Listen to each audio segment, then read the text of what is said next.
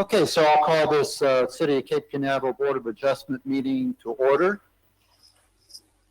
The first order of business today is approval of our meeting minutes from January 30th, 2020.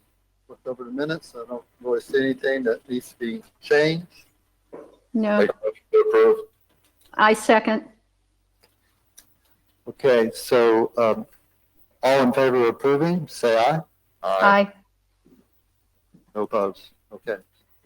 Minutes are approved. I'll sign those and give those to you, Pets.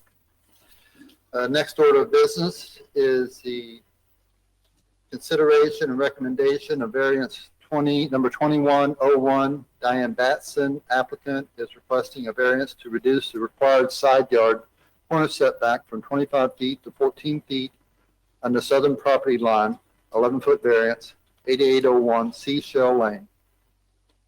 And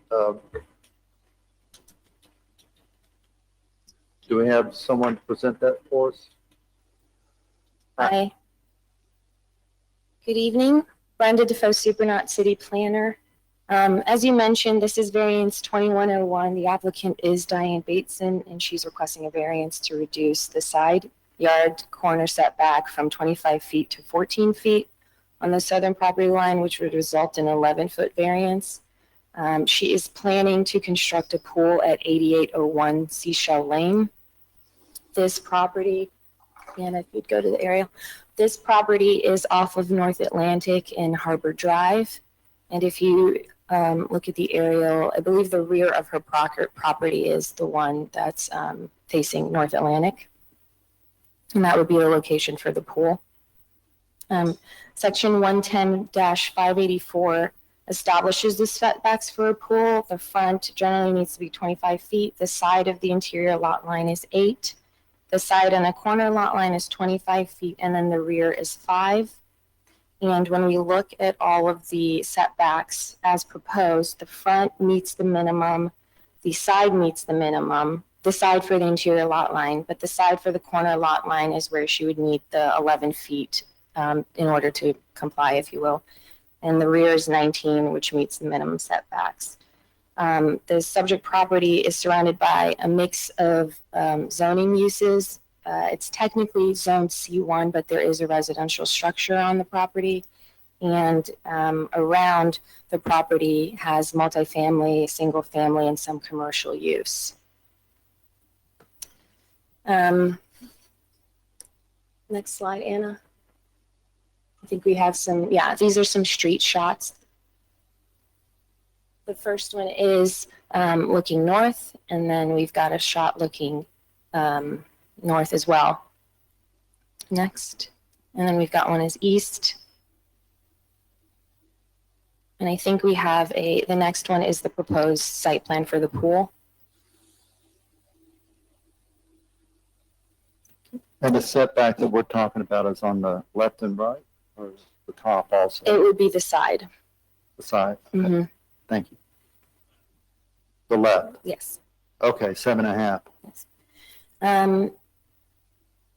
In summary, it's staff's finding that the request is consistent with the criteria found in section 110-297, specifically that the hardship is not a result of the applicant's action and that the application of the prescribed setbacks would preclude the construction of the proposed pool.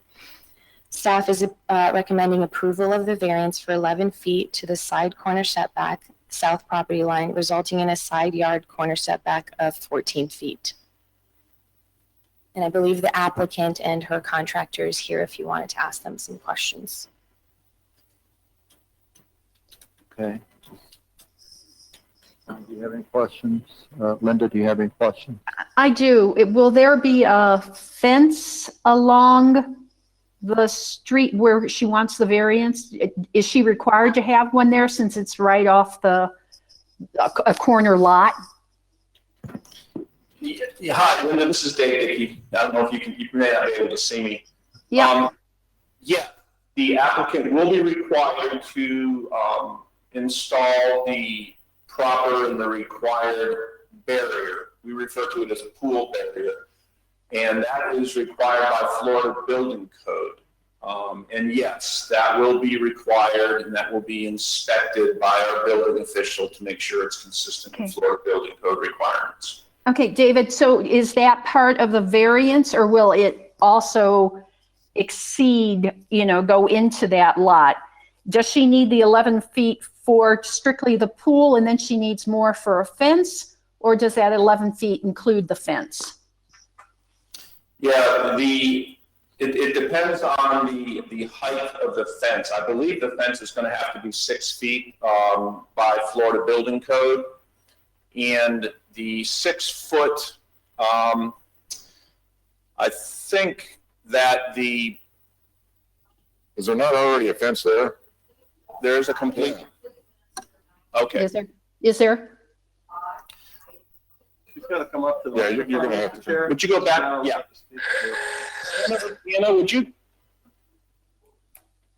Anna, would you go back to the slide from the street? Yeah, I think next one. Yeah, you can see the fence. Oh, yes, I see it. Could you state your name? Excuse me, could you state your name, please, I'm sorry. and your address? I'm Diane Bates, and the lady wants to put it in the pool, and it's Diane Bateson at 8001 Seashell Lane, Cape Canaveral. That property's been fenced for approximately 6 or 7 years at 5 feet. I requested it put in 6 feet because I did want to put a pool in eventually. It just wasn't in my budget back then. And they did not want me to put a 6 foot fence since I was on the corner. The new setbacks were not allowed back then. So for me to have to put a 6 foot fence up when I didn't need it, then the code is just 4 feet. So I'm at 5 all the way around with a gate. Okay, thank you. Thank you. David, can you answer to that as far as the height?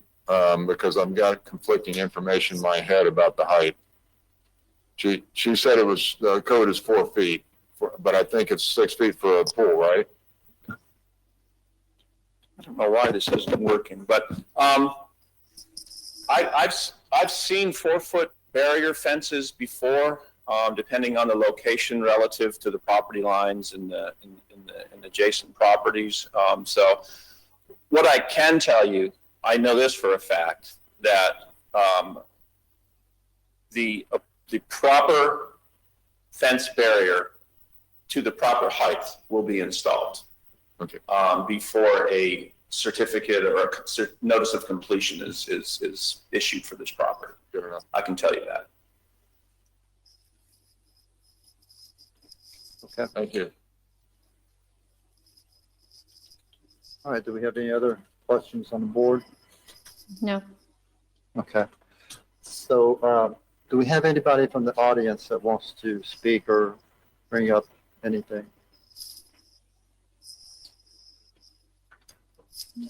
Come up here.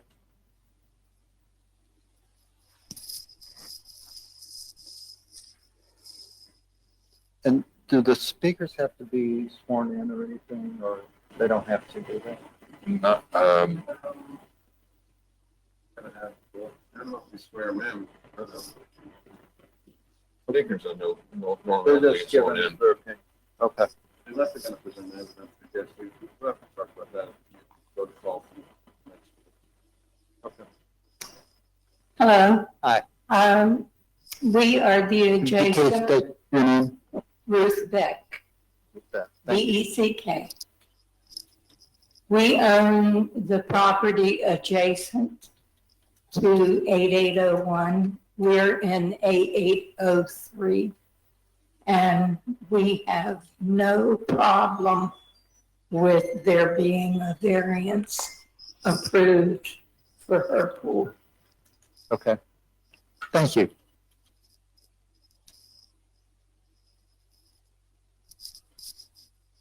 Do we have any other comments from the audience?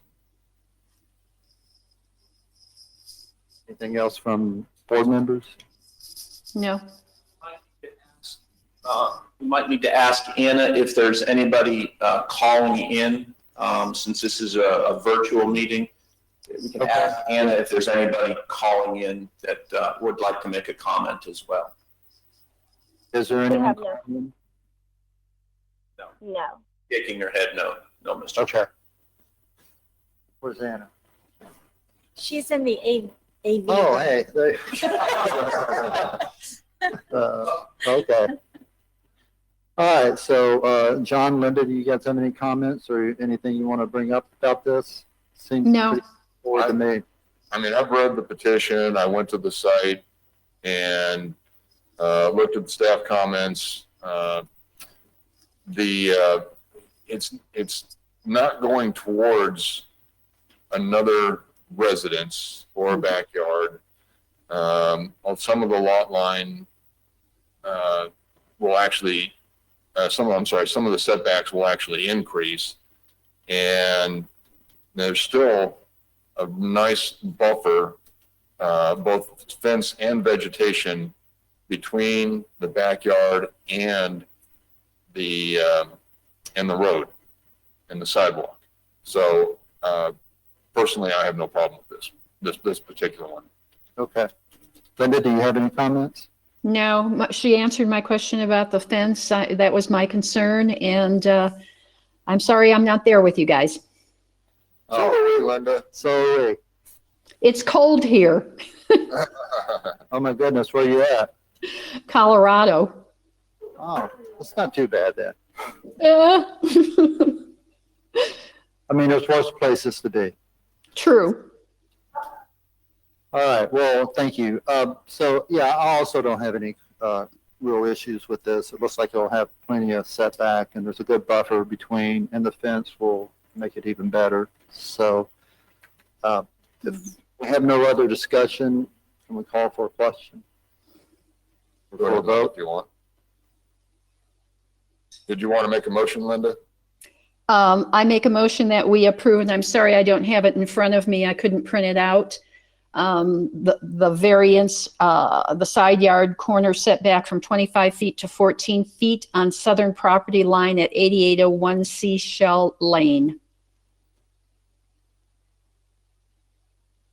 I'll second the motion to variance 21-01. Thank you. 01. Okay. I have a motion and seconded. So. Second. Okay, any other comments? None. Seeing none, we'll call for a vote, please.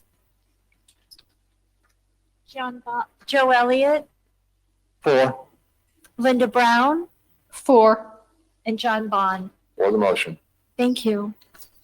Okay, motion approved. And that variance is approved, so we'll move on to our next order of business. And that is variance 2102. The next item is variance 21-02. The applicant, Mike Nagella, is requesting a variance to reduce the required side yard setback from 8 feet to 0 feet on the eastern property line, which will result in an 8-foot variance to accommodate the construction of a carport at 121 Justamere Road. The property in question is in a neighborhood that consists of manufactured homes. So the setbacks are a bit inconsistent and don't necessarily comply with the code as it is today. The subject parcel is zoned R3, and there are mix of uses surrounding that as well that include multifamily and then manufactured homes, like I said, and then some residential to the east and west. This one's a little bit different, however, because on August 1st, 2020, code enforcement received a complaint for unpermitted work on the subject property. And after an investigation, a notice of violation was issued to the applicant. Specifically, a carport was erected within a required side yard setback, which, Anna, if you can go to the next slide. So this is, yes, there we go. The case was presented to the city's code enforcement special magistrate on February 23rd, 2021, at which the applicant was directed to apply for a variance, which leads us here tonight. In summary, however, it is staff's finding that the request is not consistent with criteria found in section 110-297, specifically that the hardship is a result of the applicant's actions Therefore, it is recommended that the variance is denied. So this is the carport here. in this Yes, picture. mhm. Yeah, And so this was taken by code enforcement. And that is right on the property line. That fence represents the property line. That is my understanding, yes. Okay. All right, do we have any questions from anybody in the audience, or I guess John or Linda, do you have anything? Not right at the moment, thank you. I do not. And the only question I would have, is this a leased property or is this owned? Oh, hi. Hello, my name is Michael Nagella. I'm the owner of 121 Justamere Road. I own the property outright. And I've been in contact with John Mayberry multiple times to try to do this correctly. I had got engineer drawings that I have today. I had gotten a survey. And one of the main reasons it was erected was to block my neighbor. Looks like a garage sale gone wrong that never gets cleaned up. And I have pictures and, mainly that was the reason I constructed, just so I didn't have to look at that. And I have a 1-year-old daughter that likes to play, and I don't want her getting hurt on any of this stuff next to me. But I am trying to get it up to code, and I've been working with John Mayberry on that. I do have all the engineered stamp drawings, and Did you get a permit prior to this being built? I'm working on getting a permit, but I didn't want to go through if I was going to have to tear it down.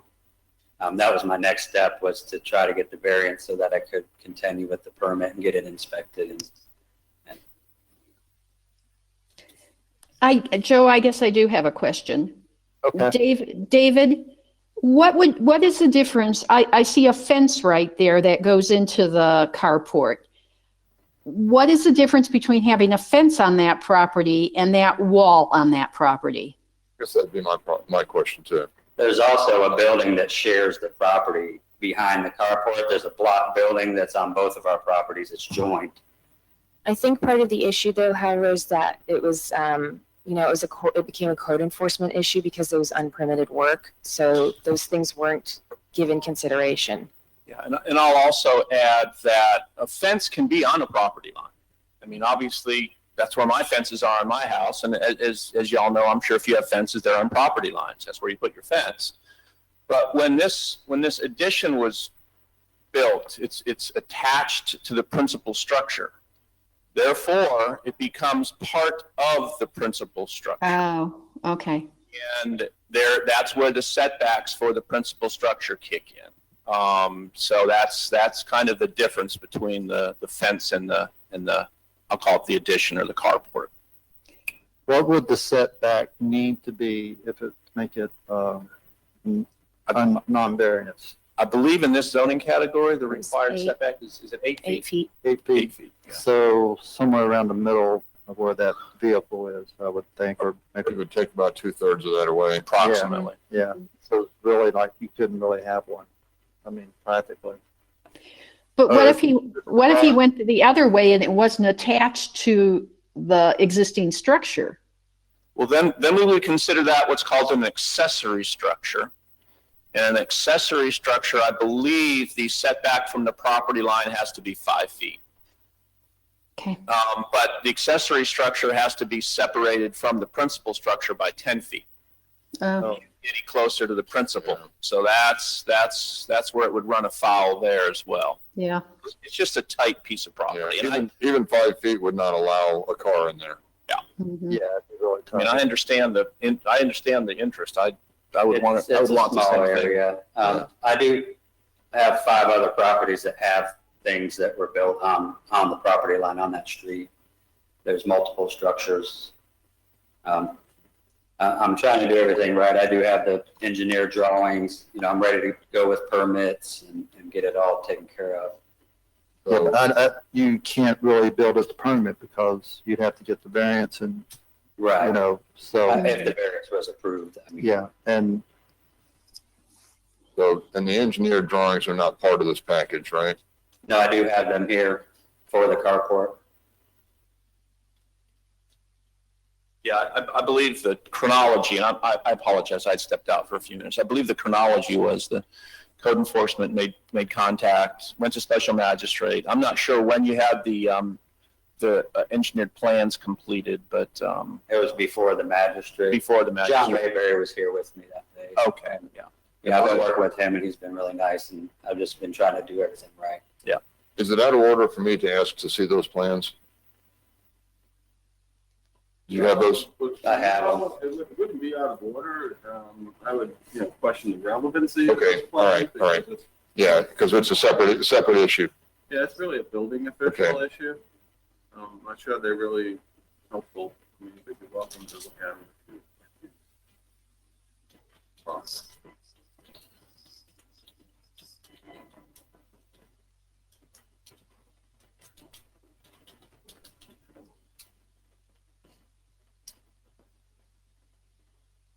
All right. So do we have any other questions, Linda? No. Okay.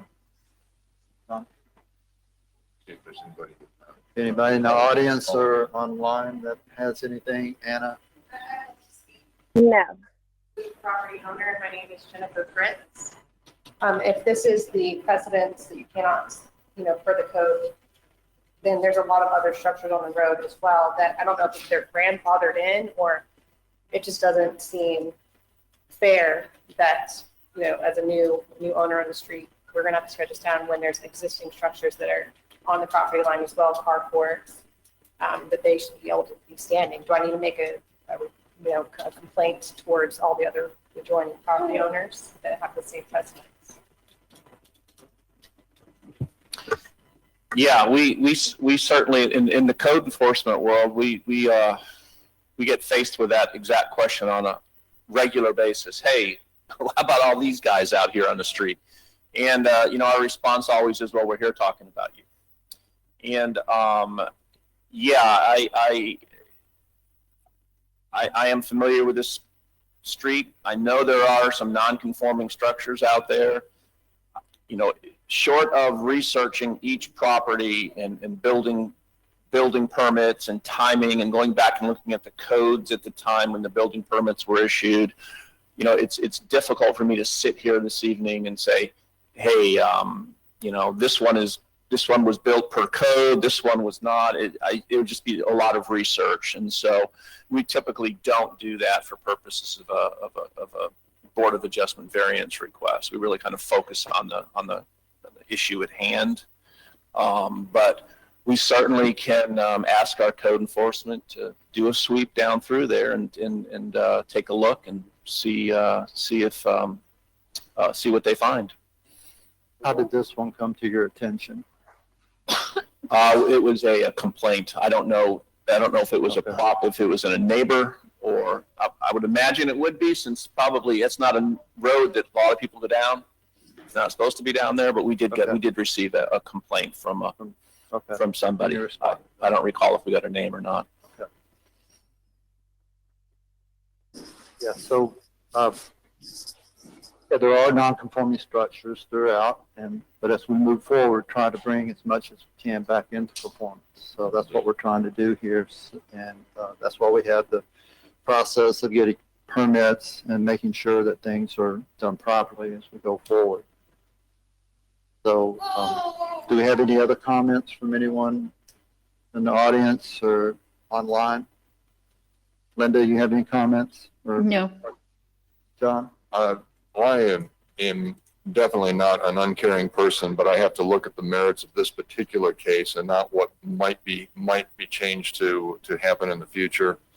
So in this particular case, I have to really vote against it and the petition.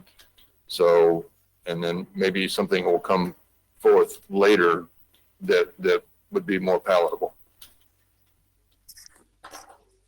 Okay, thank you, John. You have anything, Linda? No. Okay.